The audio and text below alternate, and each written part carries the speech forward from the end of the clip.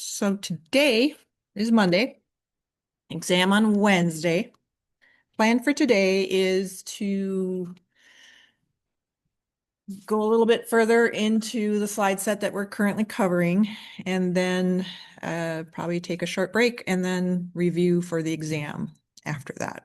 All right, I have a pretty solid draft of the exam, so I can talk to you a little bit more about that I was able to last week. Okay, I did update the slide set again. I think we left off right around here. We were looking at this idea of the kin selection versus mutual benefit hypotheses, where under certain conditions it might be better to use a very private language. Like if they're hypothesizing that if you have like low predation risk, having private conversations amongst just your kin makes sense. But if the predation risk is really high, lots of herbivory, something like that, then you might want to use a more common language to warn everybody. And so they've been looking at that pretty carefully. I think we left off, let's see, here, right around here somewhere, that, they've already done this in animal behavior with songbird cues is a really well-known study on that, whether or not it's low or high predation risk. But Richard Carban, started getting into it with his sagebrush experiments and basically showing that, yeah, plants seem to have their dialects too. They'll use one type of chemotype for kin to kin communication, and then a broader signal under high predation risk where things are getting really dicey. They broaden the signal out. Well, then this is an amend, so I didn't have this last time. This is part of the updated, this image here on one of the published papers by Carban and his associates, where they actually looked more carefully at so-called dialects amongst plants. And, we all know that human language has their own dialects depending on where you live. One of my best friends studies dialects from people around, especially in this area. And this was an interesting study. They took chemical signals from plants that were 230 kilometers away from each other. And they wanted to see if the plants could respond to each other's cues, even though they're 230 kilometers apart. Is that going to work or not? And, of course, they had how do they compare if they're being tested from the same site versus different sites? So they were doing that comparison. And so they had foreign plants, quote unquote, foreign plants and local plants that they were testing, and did all the kind of pairwise combinations, and branches that came from the control, or no, of more interest, this one, of more interest, branches receiving volatiles from local plants received only 50 to 65% of the leaf damage as those receiving volatiles from the foreign. So basically what they're saying is that the local to local communication was better at withstanding herbivory.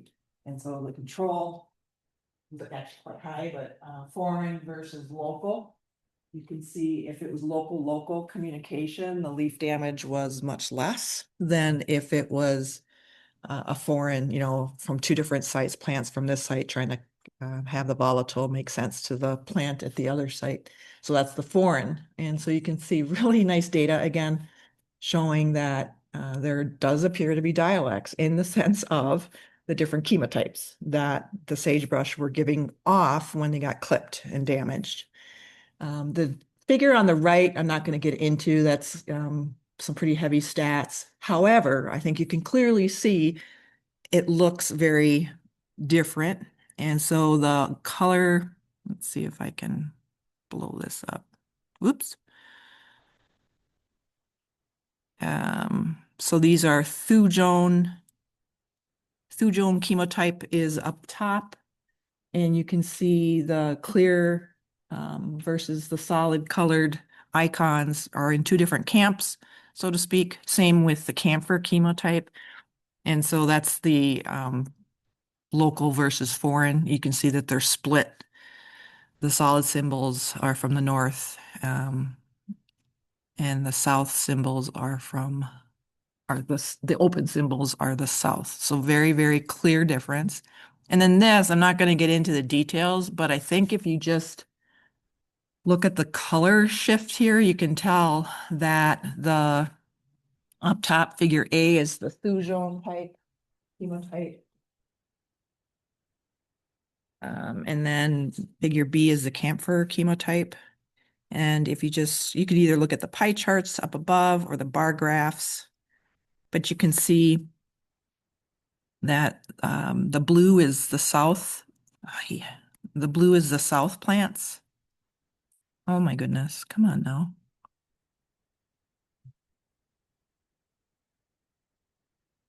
All right, the blue is the south and the red is the north. So you can just see that there's a definite difference in the chemotype, in what makes up those chemotypes. And so they're getting into a lot of the details of the secondary metabolites, the volatiles being produced. So they did a really careful chemical analysis. So again, showing the dialects. I'm not going to ask any significant details. This is more of a visual just to get you thinking about, yeah, they're different chemotypes, they're different dialects. So don't get caught up in the details other than it's a nice visual showing the idea of dialects amongst the plants. I got to show my linguist friend this. She'll be geeked out to see that. Okay, so I added those slides. And then we got into plant personalities. And by the way, I looked after we got done with class last Wednesday, I was looking to see if anyone has commented on this published paper by Carbon, because it's a pretty provocative title. And I thought that might be met with some pushback. And I haven't seen anything negative about it, which is interesting because when Monica Gagliano published her research and it wasn't even quite that evocative, and she got slammed. So I thought that was an interesting, there's a couple of reasons for why that might be happening, but interesting that, do plants have personalities? And so this is the work that he kind of teamed up with Charlene about the idea of, instead of just lumping all the individuals together to create an average, let's look at the individual plants and see how they behave over time and in different contexts. Do they have a personality that carries them through those different time periods and different contexts that they're put into, so to speak? And so that was, Charlene did the study on the chipmunks. Where is it?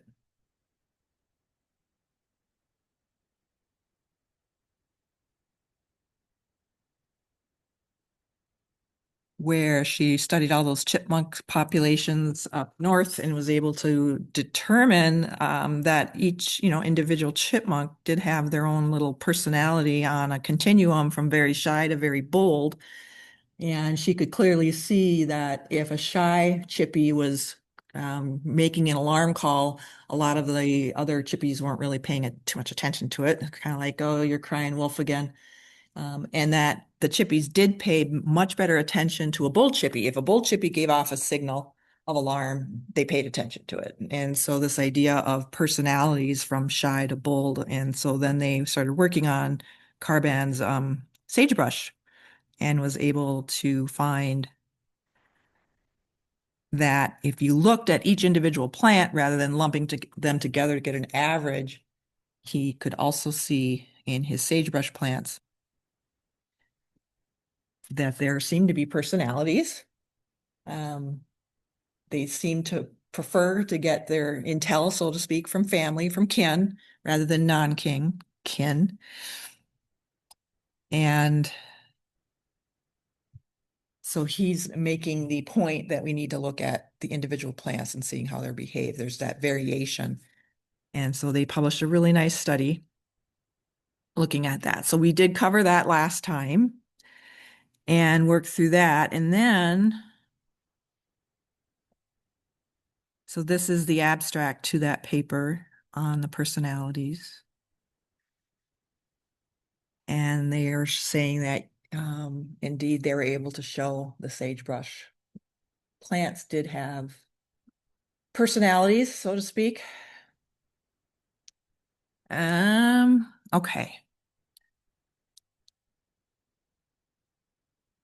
So now this is new material.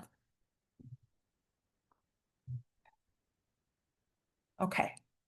So with this study, kind of wrapping back into the mycorrhizal fungi because, well, you'll see as we work through this why I'm wrapping this back in. So we've been talking a lot about the mycorrhizal network, the common mycorrhizal network that we see in forested systems with a lot of the work that Suzanne Samar's group has done over the years and many, many other scientists that have contributed to that. So if you think about that common mycorrhizal network that's shared underground amongst different plants, it is like a common good, and it's shared amongst all the different individuals that are hooked up into the network. So we already know that the fungus is getting quite a bit of carbon from the plants, and from the plant's perspective, it can be quite the investment in carbon being paid to the fungus, and then the plant will, of course, get in return better access to water and minerals and other information flowing along the network. Susan Dudley and her group were saying, you can imagine a situation where there could be cheaters in the system taking advantage of this, but not really paying any kind of costs. They're just kind of sponging off of others. And so it's kind of like, yeah, I'll let you do all the carbon. You feed the carbon to the fungus and I'll just hook into the network and I'll just hang out and reap the benefits. And so their angle was, let's look at kin selection. Is that interfering with and kind of eliminating the idea of cheaters? And so if you have this cooperation with kin, which we know, the kins like to cooperate with each other, then if they're all investing into the network via carbon, giving carbon to the fungus, it would, if you're kin, that will increase your fitness, even if it's not you yourself that's directly benefiting, but you're passing your related genes on into the next generation. They said if that's going on, you're probably not going to have cheaters popping up in the system. So this is some of the background and ideas that they were proposing on that experiment. So they were working with ambrosia, which I think is common ragweed. I don't know why they showed ragweed, but they did. And so they were looking at, they're using the terms sibling versus strangers.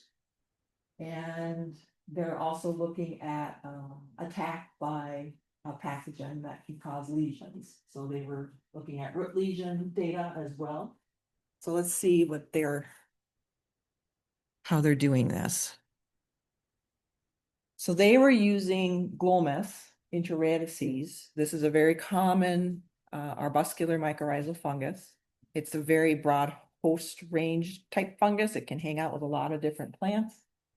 And then the ragweed, ambrosia is the ragweed. And they had them in pairs in this research design. And then they were looking at, if these related seedlings benefited from the mycorrhizal association, they were looking also at the lesion number. They were tracking that as well as part of the data. And so going back to the slide set from many weeks ago, this is that slide showing the pie chart figure showing that most plants have associations with the AM, arbuscular mycorrhizal fungus type. And then the ectomycorrhizal or EM type is pretty small in this percentage, but when you think about some forested ecosystems, the ectos can actually dominate in certain forested ecosystems. But anyways, so just, thinking about this, a lot of what we're going to talk about is the ectos and then the arbuscular type mycorrhizal fungi. But anyways, they chose to look, the ragweed hangs out with arbuscular fungi. So here you're looking at they counted, or they did a percent coverage of the arbuscles. So remember, those are those dwarf little trees looking fungal hyphae that are in the roots. And the arbuscles are a good site of exchange of information and nutrients between the host and the fungus. And then they are also doing hyphal root colonization. So the siblings are the clear bars, strangers, the dark bars. Clear difference, highly significant. The p-values are well below 0.05. So the fungus, the colonization was much higher when it was kin. So it's implying that the kin plants were really sharing that carbon into the network and helping the fungus really form a nice network. But when you had strangers in the system together, maybe there was a little bit of cheating going on there. The bars aren't that good. The data on colonization is not that good. So sibling roots had more hyphal colonization compared to stranger roots. And then here on the y-axis is looking at the lesion. So this is after attack by the pathogen, and it attacks preferentially the roots. So uninoculated versus inoculated. So when the black bars are with the fungus. So if the fungus is present, and if they were sibling plants together, you saw much less damage.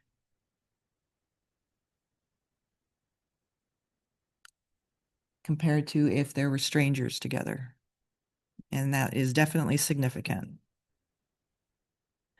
And then with the uninoculated, you could see that means no, they didn't put the fungi in, and you could see definite damage. So less damage if they were siblings. And then in both cases, the presence of the mycorrhizal fungi did seem to help in terms of reducing the damage, but it was greatly, significantly reduced if they were plants that were siblings versus plants that were strangers. So this kind of data is pointing to the idea that depending on who your neighbor is, there could be more sharing of resources into that network. And she's pointing out that with kin recognition, that you have a better development of the mycorrhizal network. And in this case, also less lesions on the root than if they were plants that were strangers to each other.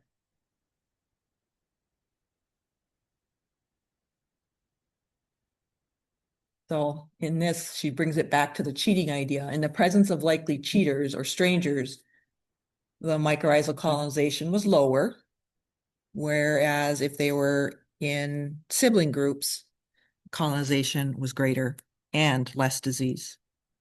Okay, so the common mycorrhizal network, there's this idea of, how do we think about this in terms of forest systems in particular, or more natural settings? Well, and agriculture, we'll get into a little bit of agriculture too. But with the common mycorrhizal network, going back to this image again, if they're your kin, which are the two plants on the left here, you have this idea of, in what Dudley and her group was saying, a better beefed up network, mycorrhizal network, and that the plants are fairly equally contributing to making sure that that network is robust and that the roots are well colonized. Whereas if you have strangers, they're trying to show with this image that there's less effort, so to speak, less of a buildup of the mycorrhizal network.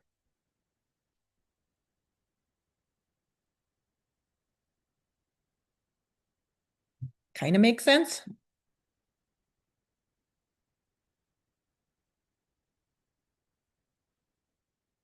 So all of this talk about plants having the ability to recognize self, kin, non-kin, and then, I mean, this really started to capture the attention of, I mean, this is a science magazine. This isn't like this is a magazine that, just summarizes published work. And so it made it out more into the normal world, so to speak, where they were publishing this information. And, once considered outlandish, the idea that plants help their relatives is taking root. Kind of nice spin on words there. But in this, they were interviewing Dr. Dudley about this idea because so much of her research was really pivotal, kind of the initial studies on kin versus non-kin with her sea rocket plants. And now that lower box there, they're looking at, okay, how can we use this information? If plants can figure out kin versus non-kin, what do we take from that? And then how do we apply that? In the group in China, they started looking at, could we use this information in agriculture? And so we're going to get into that a little bit as well, looking at the idea of if you plant kin together in a field versus non-kin, how does that work? And is one better than the other? But before we get into any of that, a little bit more on the mycorrhizal network. And this paper was published in 2011. Toby Kears has done a lot of work with mycorrhizal symbioses, and there's actually several big heavy hitter scientists on this list here. But in this case, they were looking at arbuscular mycorrhizal fungi. And again, looking at this idea of kind of how do they interact? How does the plant and fungus interact with each other? Are there issues? Are they contributing fairly equally? How are they working this dynamic? The idea of, they even use the word enslaved. Could there be a situation where one or the other in this relationship is, um, not getting the same amount of not getting very much from the relationship. And so this idea is being heavily studied. How do we figure out how the mycorrhizal fungi are forming these relationships? Do the fungi have a say in it, so to speak? Is it all driven by the host plant? And so here they were looking at, they said, we manipulated cooperation in plants and fungal partners to show that plants can detect, discriminate, and reward the best fungal partners with more carbon. In turn, the fungal partner enforced cooperation by increasing nutrient transfer only to those roots providing more carbohydrate. And so now they're starting to get at this idea of, okay, you have all these plants hooked into the network. How is this, especially with carbon, they're very interested in carbon and nitrogen. How is that flowing through the mycorrhizal network to the other plants? And does anyone have a say in that? How is that decision being made? And they're starting to talk about the idea of that, how human economics works, like global market theory and things like that. So let's look into this a little bit. So if you have the host and the fungal partners tightly aligned, then that's good because they're going to help the plants grow. The plants will give a lot of carbon to the fungus. It's definitely a win-win. But especially in a forested system or even in an agricultural system, you can imagine where one plant could be partnered with several fungi. It's not just a one-to-one relationship. You can have different fungal species hanging out with one plant. And so now these fungal individuals, they're interacting with these host plants. And then, of course, you branch that out into a forested system. You have a lot of interacting going on. It's not a one-to-one relationship. And so again, this can set up situations of cheating, so to speak, where an individual might want to, not pay any cost to what's happening, but still reap some of the benefits from it. So the question they are posing is, can both plants and fungi detect variation in the resources that are getting supplied to them? Can they adjust that? Then how they give back, are they able to adjust that in response? And so again, kind of looking at it from an economic point of view. So they were working with Medicago truncatula, which is that plant being shown there. Another name for it is called barrel clover. It does look like a clover. It's a legume. It's a petite legume plant. It hangs out with AM fungi. And so they set up an experiment where they grew this plant in the presence of a Glomus intraradices, which is considered a more cooperative AM fungus for this plant. And then they picked another one, Glomus aggregatum, that is less cooperative when it interacts with this plant. And then they were using stable isotope probing to watch what's going on with the carbon flow. Now, this was this is lab-based, so it was very well constrained. Variables were cut back, and they were just working with these two fungi in this one plant. So what they did was they had these triple plate, Petri plate studies, they called them triple plate experiments. Okay, so the way to interpret this figure in this, if you just kind of cut it in half here. So this plate that they're showing up top led to this data over here on the right. Okay. So that's how to interpret that. All right, so let's look at it. What did they do? So here is their Petri plate, and they have it in 3 quadrants. And then they had roots growing in 1 quadrant, and then fungal hyphae from the 2 different fungi in the other compartments. And then they labeled, they had labeled carbon that they fed to the roots. And then they were watching to see who would get the carbon.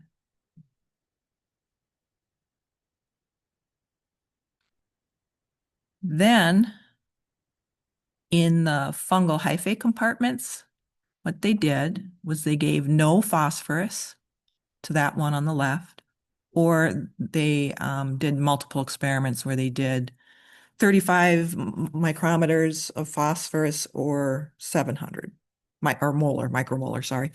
And then they were looking at what happens to the phosphorus, because as you know, plants, when they hook up with mycorrhizal fungi, they get a lot of phosphorus from the fungus, whereas of course the fungus is getting the carbon from the roots, or from the plants, roots in this case.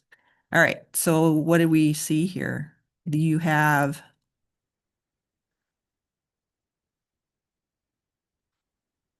the percent of carbon? So on the y-axis is the amount of carbon going to the hyphae. So doesn't it look like the cooperative fungus was getting more carbon? Um,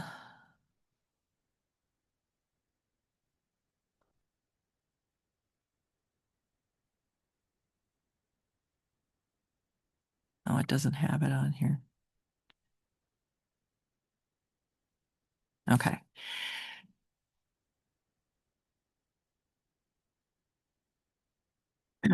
So the more cooperative Glomus interradices was getting more carbon. The less cooperative mycorrhizal fungus was getting less.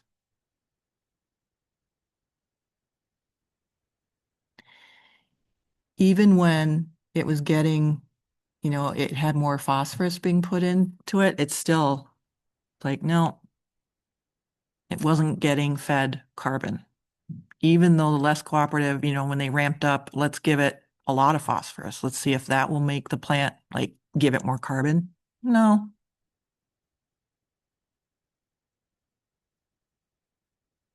What they discovered with this less cooperative glomus, it hoards the phosphorus. That's part of its strategy. It will convert the phosphorus into a form the plant can't get access to and only give some of it to the plant and keep back most of it. It says that in here somewhere. The less cooperative species remobilized a smaller percentage of its long chain polyphosphate into short chain polyphosphate, indicative of a hoarding strategy. So, whoops, basically it was creating a situation where the less cooperative fungus is like, I'm keeping this phosphorus. I'm keeping most of it for myself. I'll give a little bit.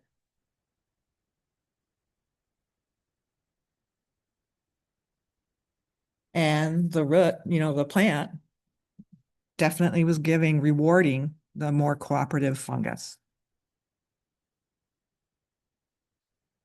even with just a small amount of phosphorus. It was still rewarding the cooperative by giving it more carbon. That makes sense? You have questions on that one?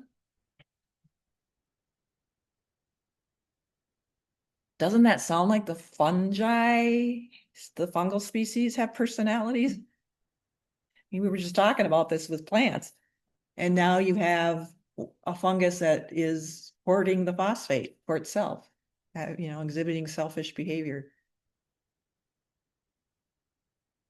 This lower image, so now they have roots, two roots, and then the fungal phosphate.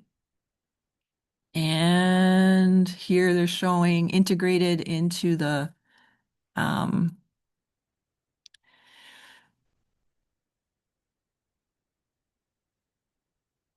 phosphates integrated into total polyphosphate of the roots.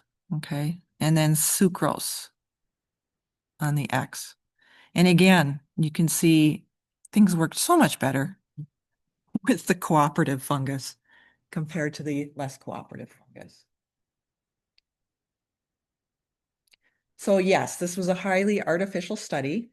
They were working in Petri plates, but I mean, this is often where this kind of research has to start. You start simple, basic. Let's just look at a couple of things here and then see what we get. And then based on that, you try to, ramp up into more complex systems. But this is still valid research, even though it's based on Petri plate studies. So what they concluded is that the plant seemed to be able to perceive the difference between cooperative and less cooperative fungal partner, got more carbon to the more cooperative one. And the fungus that gave up more phosphorus got more carbon.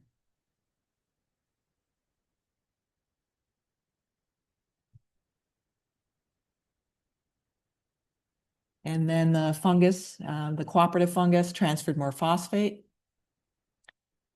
So basically saying that, yeah, they're both able to kind of tell what's going on. The host and the fungus are able to tell who's giving more of the particular resource, and they're behaving differently. So the less cooperative species, so it was able to figure out what was going on, but it liked to hoard. It's like, no, I'm keeping some of this phosphorus back into a form that stored it away in a form the plant couldn't get access to. And so then they said, well, not only is the host not getting the phosphate, but then it could also have repercussions for any nearby fungi too. They wouldn't get it either. And so these are different, fungal strategies where you have a nice reciprocator. The cooperator fungus was reciprocating. Oh, you're giving me carbon, I'll give you phosphorus, and I'll give you lots of it if you give me lots of carbon. And the hoarder was like, yeah, I'll give you some, but I'm going to sock the rest of it away. So again, kind of bringing up the idea that they are able to figure each other out in terms of who's more generous, less generous, and then they're able to respond in an appropriate way by either giving more carbon or less carbon from the plant's perspective, and vice versa with the fungus. So this one, looking at the exchange of phosphorus and carbon, this was a two-compartment Petri plate study that they did.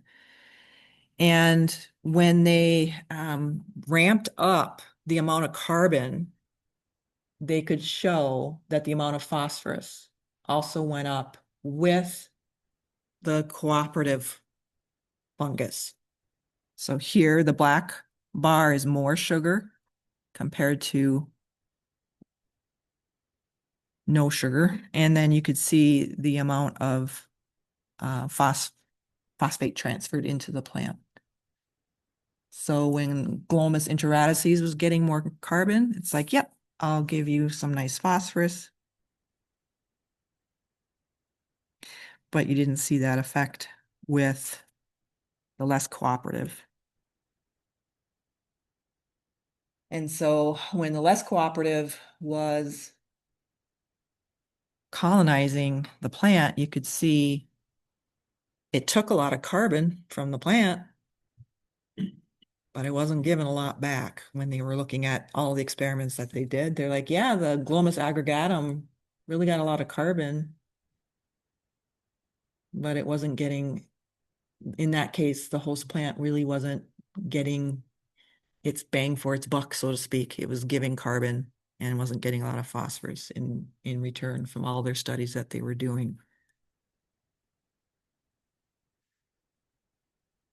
So they were citing the market economy. If anyone's ever taken an economics class, the market economy, where there are competitive partners on both sides of the interaction and higher quality services are paid in both directions.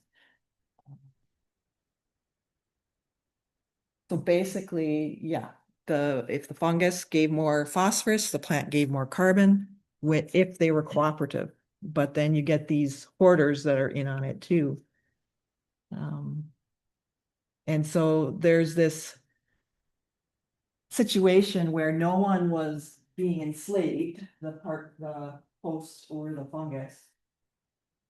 You have this exchange going on in both directions. But they're able to figure out, how much are they getting in return for what they're giving. So that's a pretty fine scale ability to discriminate what's going on when they are in this relationship.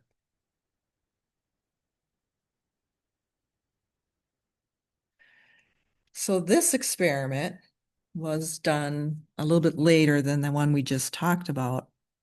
And again, they're working with arbuscular mycorrhizal fungi.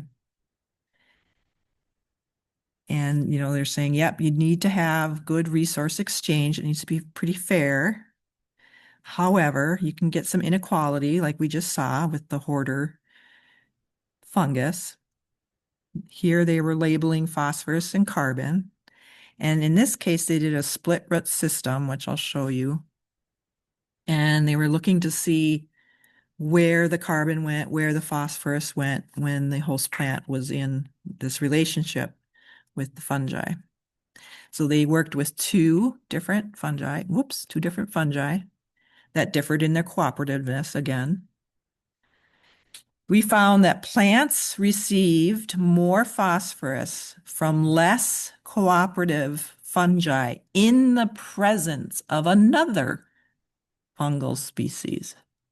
So it was almost like that other fungus made the less cooperative one like toe the line, like, hey, buddy, cough it up. So when that second fungus was present, the hoarder or the less cooperative one was like, okay, yeah, I'll do my bit. I'll share. And so, I mean, this is really fine scale interactions going on here. This increase in phosphorus resulted in a reduced carbon cost per unit from the host. Our results indicate that fungal diversity promotes cooperation between plants and the fungi, which may be an important mechanism maintaining the persistence and diversity of these relationships. So basically, this experiment was showing that in a more realistic setting where you have more than one fungal species interacting with a host plant, you can get kind of the fungal pressure. They're pressuring each other, make sure that you do your bit. And that's what's helping keeping this diversity in, like when you look at forested ecosystems, that you have diverse fungal species, diverse plant species. So I don't know if you can see, let me see if I can blow this up a little bit. So this is the split root design that they did. So they have like this conical container that's split down the middle with a barrier, and then they filled each side with soil and the plant, of course, and then each side got a different fungus. So that's how they were doing split root assays. It's a pretty common strategy.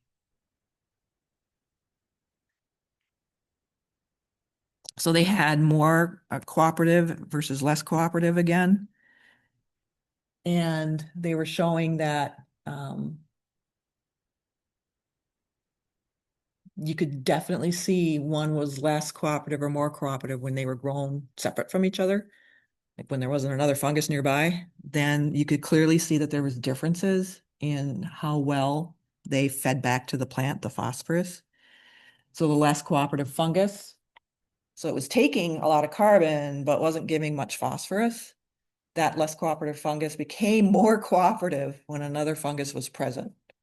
And the presence of the cooperative fungus decreased the overall carbon cost that the host had to pay. And so this, I mean, this was a great study showing that, you have this idea of the second fungus because it was giving phosphorus as well. It's almost like it was driving the price down on phosphorus. And so when the two fungi were together, it was like it was driving the cost down.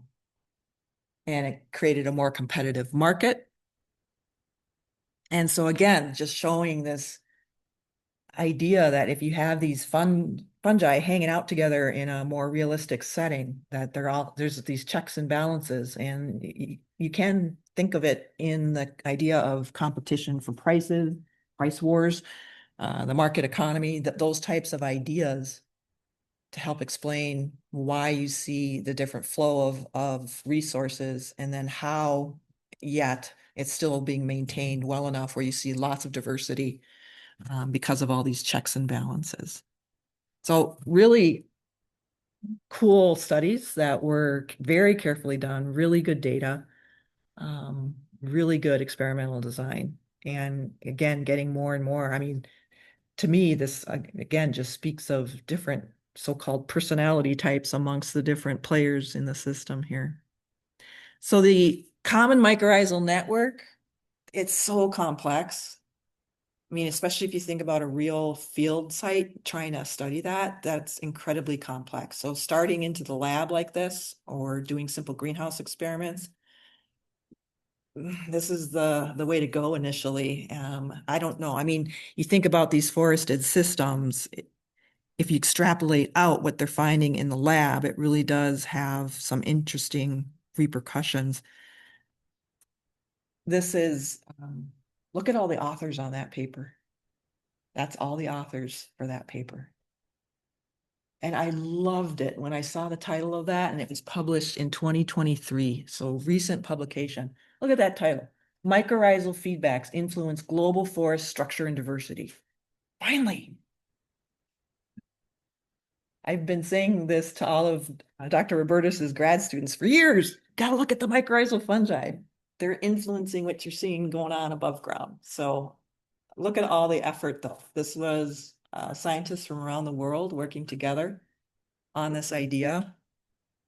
So one of the ideas with forested systems is that there's this general rule where you see much more diversity in the equatorial area. And then as you work your way further, latitude up, so to speak, up the equator or down, you see less diversity. And that's a pretty well accepted case. They even named it. I can't remember the name of it off the top, but and so this diagram is showing that. And so, of course, the mycorrhizal network is part of all of these systems, right? And if you look at like where we are in temperate forests or go even more north into boreal forests, you see more of the ectomycorrhizal type in those types of forests. And then you get the arbuscular type tending to dominate more in the tropical and subtropical. And then certainly there are forests with both types of fungi. And they're finding that if they do have both types of those fungi, they're more productive typically than if either one is, it's just arbuscular or just the ectos. So those are the general rules of thumb.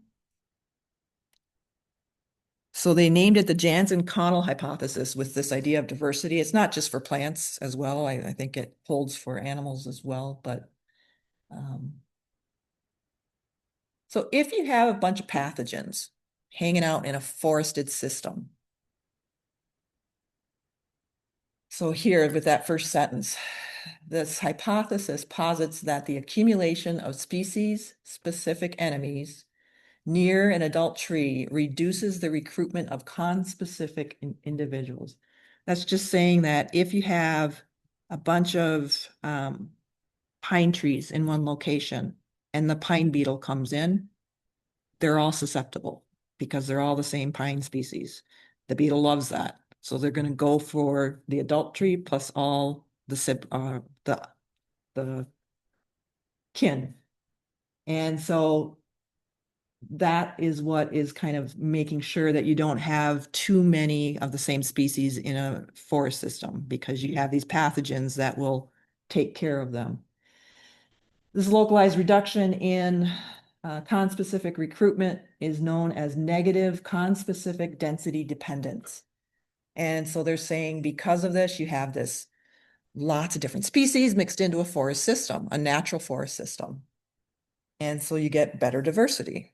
It's kind of like, maybe a decent analogy would be when you grow plants in monoculture for agricultural settings like potatoes over in Ireland that were grown in monocultures, and then it's called Phytophthora infestans. That fungal pathogen got into the field and it loves potatoes, and it attacked every single potato in that field. And then you have the Irish potato famine that killed over 1 million people, starved them to death. And so this kind of idea, if you have all the same species in one setting, they're easily wiped out. And so having this diversity really does try to, it minimizes the impact on pathogen damage into that forest system. Okay.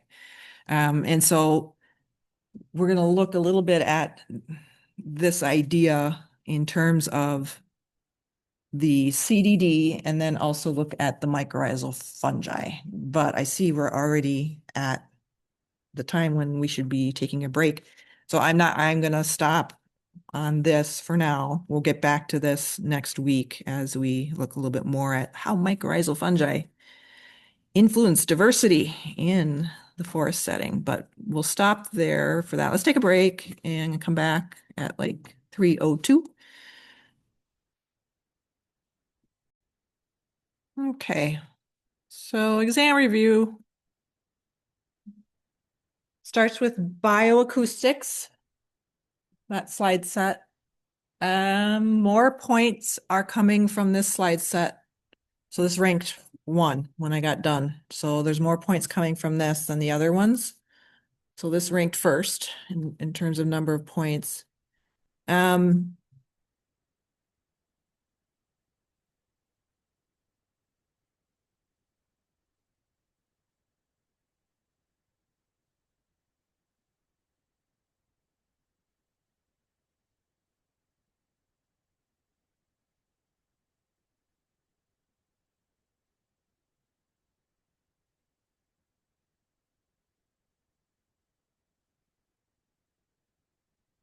all right. So thinking about sound vibrations and being able to perceive sound, don't forget we talked about how they can make sound as well.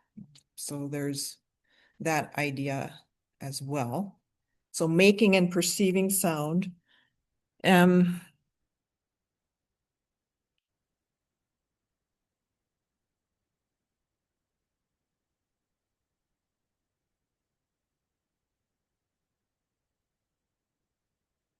so some of the studies where I show actual results, a fair bit of the questions, actually, I'll ask you to look at a figure or graph and tell me what's going on in context to the topic. And so make sure that when you're looking over like this, for example, the study by Apple and Cocroft with the Arabidopsis plants and the sound of the caterpillar chewing, so knowing the basic of what it was about, and then like what kinds of data were they collecting, and then the conclusions. So actually a fair bit of the questions I do have you look at figures and say, it's kind of a way to gently prompt, this is what I want you to focus on and tell me what's going on here. I'm definitely going to ask you questions about the P study in the Y maze. So make sure you really look at that one carefully. Like thinking about the way it was set up and some of the data and conclusions.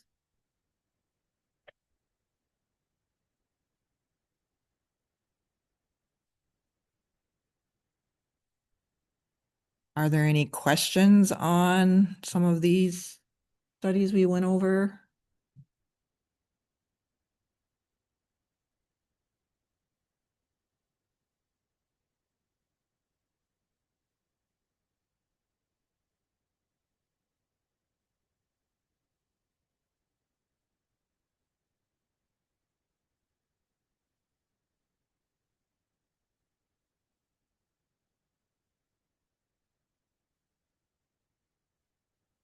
This section of the slide set is giving some additional examples of what else might they be doing with the sound that they're perceiving. How might that be impacting them?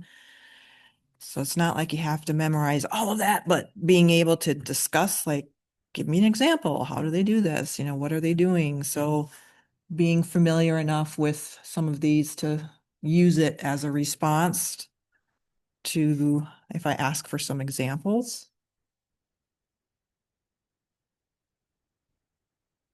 And then this idea of through the lens of evolution, I mean, that is a very um,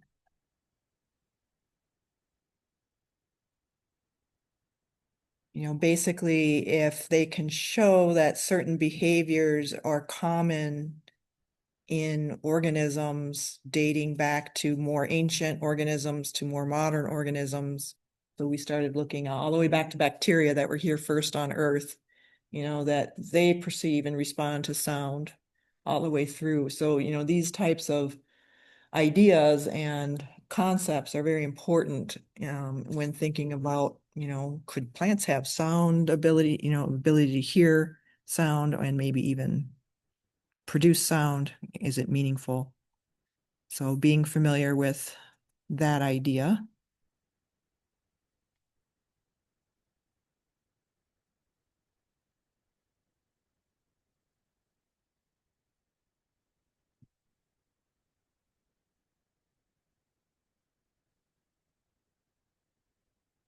Questions on anything in here?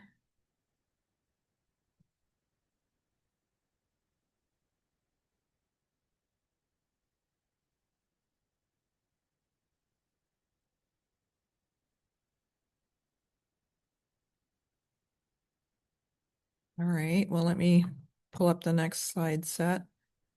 Mimicry and vision.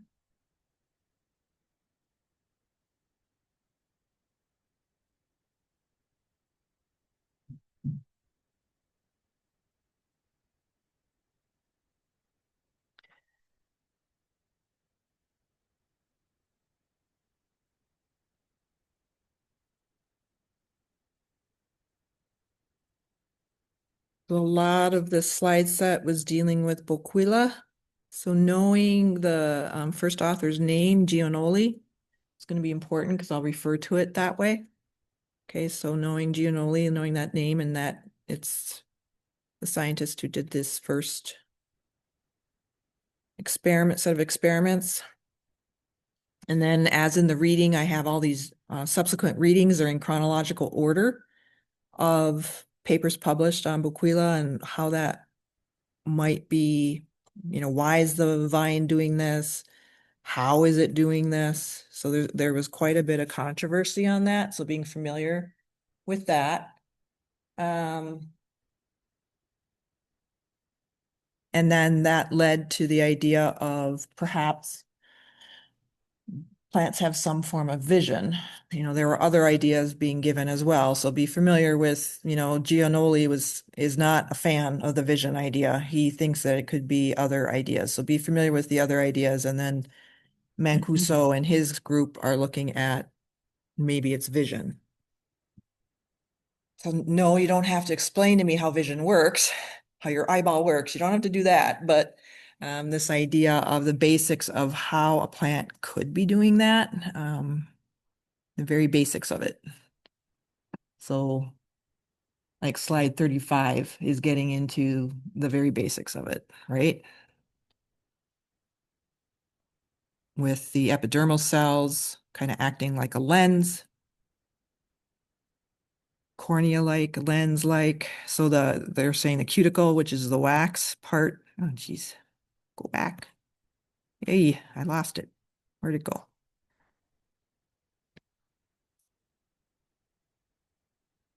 And so they're looking at the cuticle, the epidermal cells, and the mesophyll cells.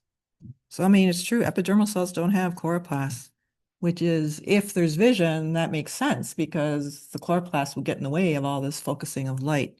So the fact that epidermal cells don't have chloroplasts is pretty interesting. So the very basics, and then they also talked about it with the transition zone, with the phototropin pigment, perhaps being involved in blue light perception.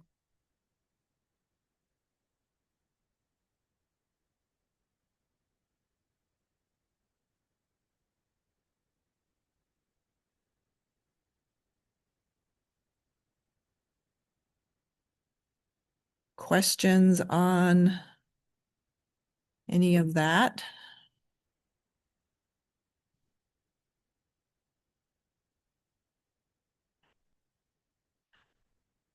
I will be asking specifically about, where is it?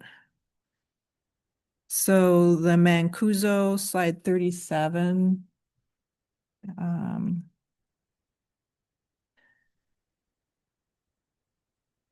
Yes, I think I refer to it as Mancuso's ideas, Mancuso and Baluska. So knowing that they're the ones that are talking about the ocelli or vision, and then being aware, and then some of the later studies that have come along now, the 2021 publications.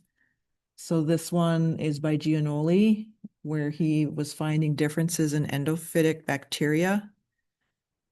If the vine it seemed to share the same endophytes as the vine or the host it was climbing on. And then this paper, another 2021 publications, I'll refer to as White and Yamashita. So knowing the general idea, keeping those names straight, please get that down so you know what I'm asking about.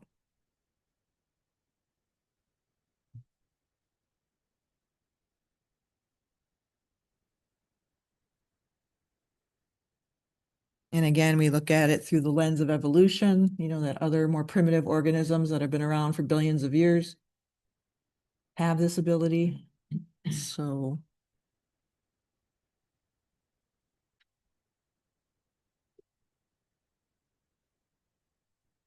Questions? Anything?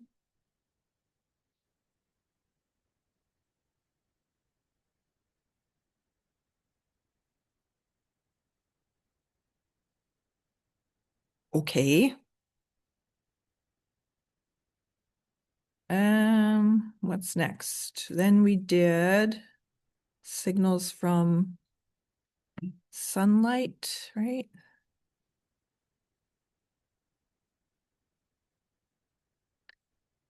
That was a fairly short slide set.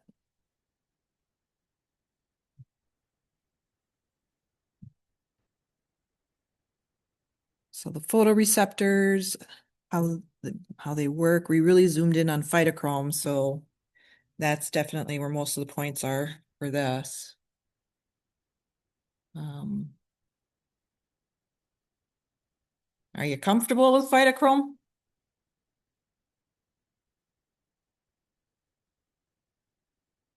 I think slide 15 and 16 are nice to think about. Those are, I think, nice ways of showing how it works.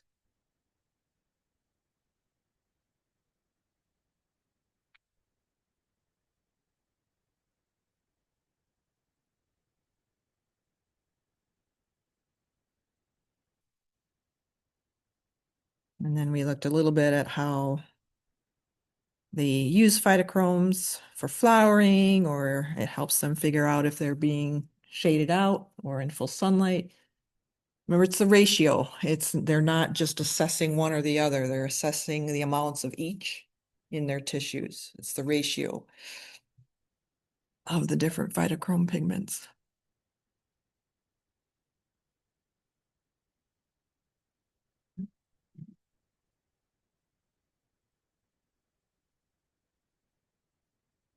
I think this slide set has the least amount of points devoted to it from the exam.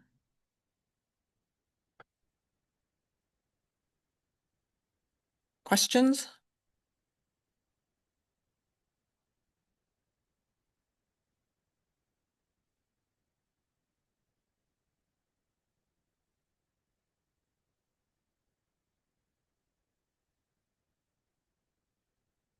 All right. And then the next one, plant communication with focusing more on forested habitats with Dr. Simard's work.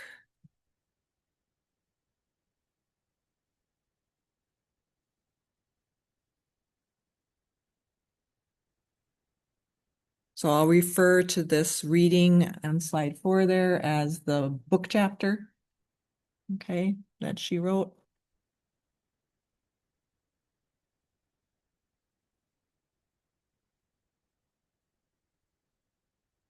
Looking at mycorrhizal network, that's a common mycorrhizal network, how can kind of behave as a neural network or analogous to that idea with different types of hyphal growth. Fluid and crystal, be familiar with fluid and crystallized intelligence. I'll ask for that.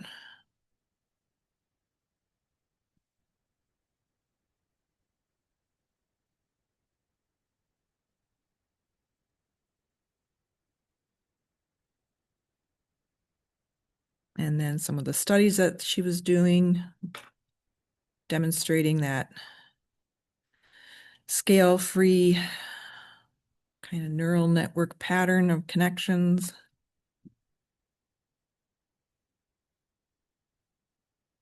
You don't have to know the details of mountain pine beetle disease, but basic idea of how we looked at 2 studies on that.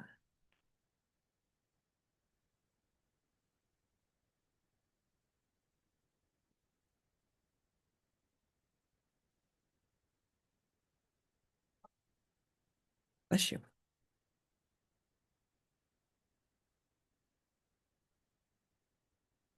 I think this slide set had the second highest points behind bioacoustics.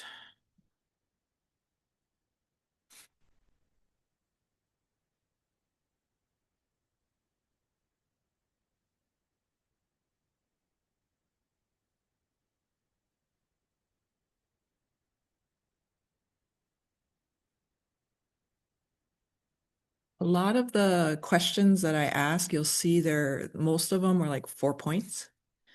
So that usually means you can answer that question sufficiently in just a few sentences. And um, many questions are like, hey, give me an example. And so it's, again, knowing enough on the material that you can come up with one or two examples to prove your point that you're making. Most of the questions are essay. I think I have some, I, what are they called? You know, you get a word bank and then you put it into the sentence, drag it into the sentence, drag and drop into the sentence. So I have just, I think maybe three of those, and the rest are mostly 4 point question, short answer, and then there's a couple of essay that are longer.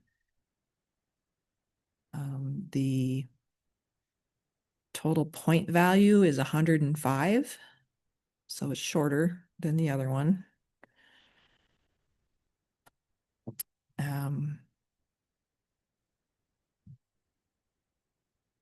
And then remember with the last slide set that we're currently covering, we're only going up to the concept of,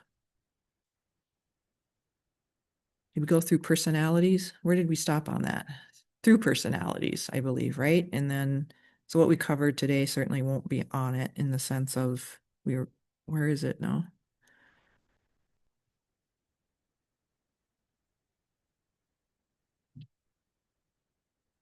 Yeah, so on this with the altered, because I added a few slides, so slide 51 on won't be on this exam. So when we get back into the mycorrhizal fungi, that content won't be on there. So knowing, of course, what is kin selection theory or kin recognition theory, being able to define that. And then we looked at mutual benefit hypothesis versus kin. Knowing Carban's work in the sense of all that sagebrush studies that he's doing. I'm not going to ask you about David Rhodes and that whole sad tale. I just thought it was an interesting historical thing to show about how scientists, they can be so mean sometimes. Then we get into Carban's work with sagebrush. And how would plants behave, kin versus non-kin?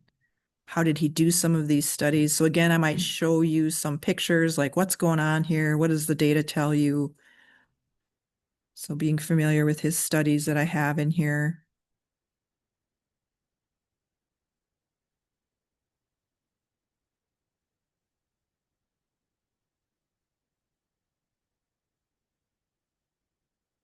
Questions on this section of the slides.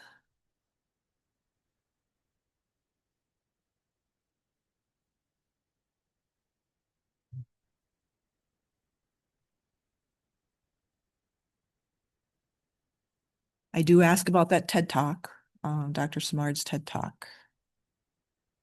So when she set up that experiment that she talked about in the forest, especially think about what she did with the different plants, different trees, and what she found, and some of the implications of that.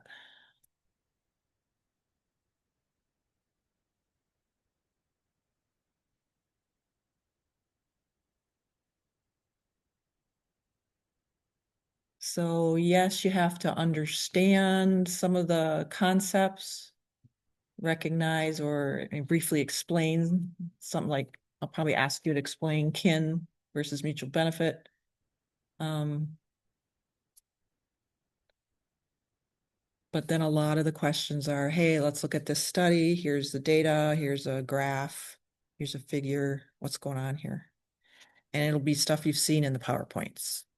So the readings are to back up what we're covering in the PowerPoints and the videos as well.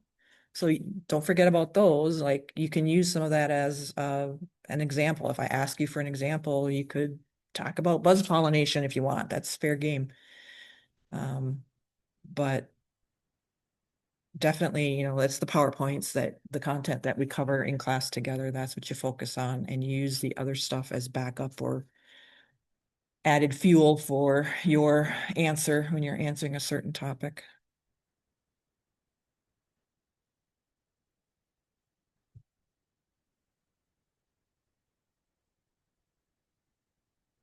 Questions.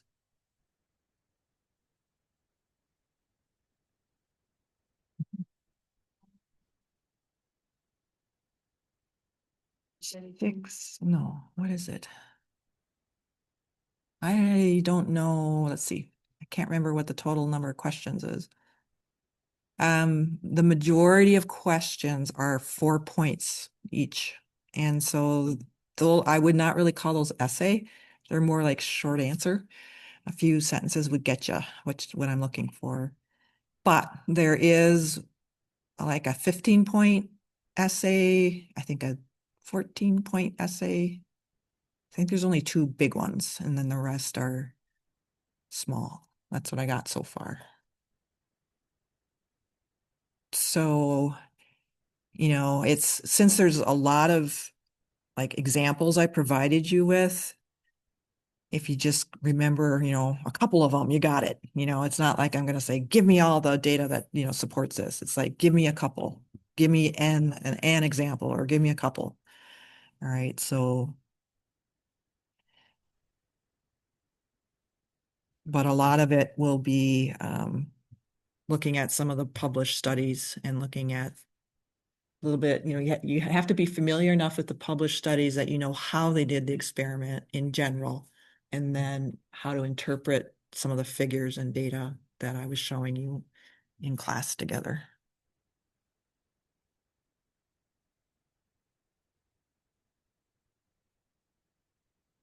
And then, what I might say something like, tell me what's going on in this figure and what are the conclusions or what's the implication. So being able to think through it of, well, what does this mean?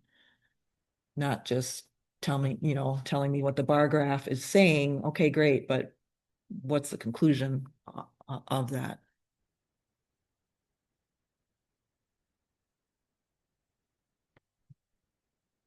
Other questions?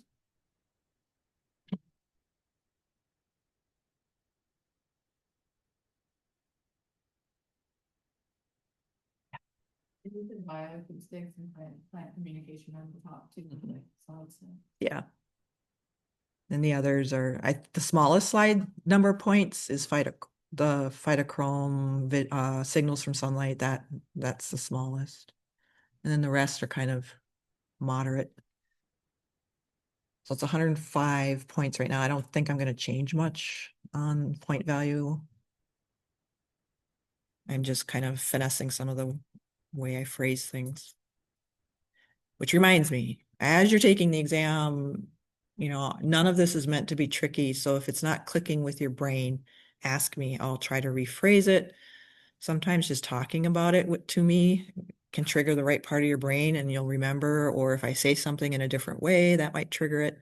So I would encourage you to practice typing out some of your, as you're studying, like, okay, let me see if I got this, and just practice typing it out to help you assess yourself, since that's what you'll be doing on Wednesday. So ask questions as you go along. Make sure you have your battery charger if your battery is toast. Power cord. You'll have the full session. I don't think you'll need it, but you'll have the full session. And you could take your time.